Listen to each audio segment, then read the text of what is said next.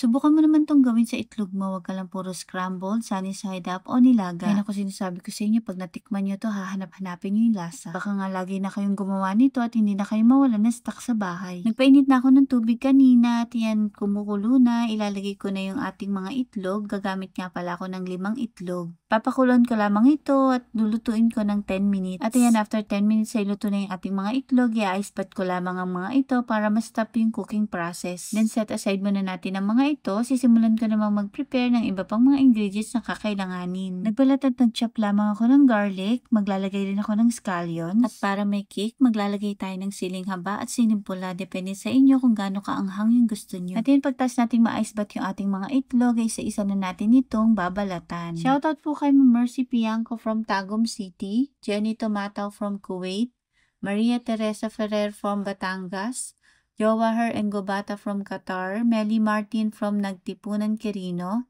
and Ma'am Tess Cabarles from Bulacan.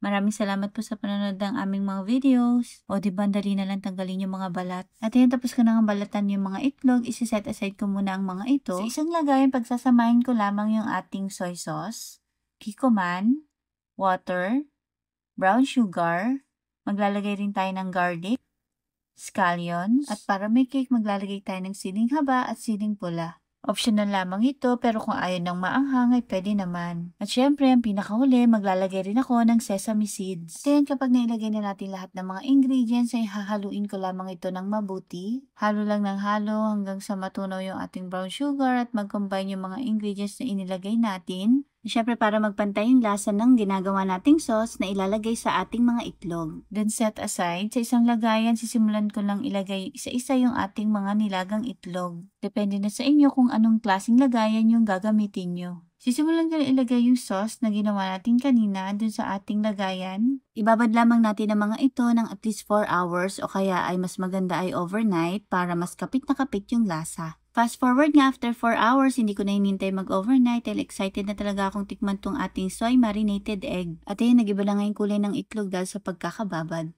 Siyempre, the best yan kapag pinartner sa rice. Alam niyo bang pwede itong tumagal ng ilang araw basta nakalagay lamang ito sa ref. Kaya naman maganda rin mag-stock ng soy marinated egg sabay para kapag nagutom ka anytime ay meron kang makakain. Yung sauce niya masarap isabaw sa rice tapos lalagyan mo pa ng sesame oil. Ay naku, sinasabi ko sa inyo, pag natikman nyo to, hahanap-hanapin nyo talaga. At kung umabot kayo sa part na to at nagustuhan nyo po ang aming video, ay pakicomment naman po kung taga saan kayo para naman mapasalamatan po namin kayo sa aming mga susunod na video. Yun lamang po, maraming salamat. Enjoy! Ay naku, ang sarap. Yung linamnam ng sauce, kapit na kapit sa itlog, tapos yung anghang, saktong-sakto lang. Perfect.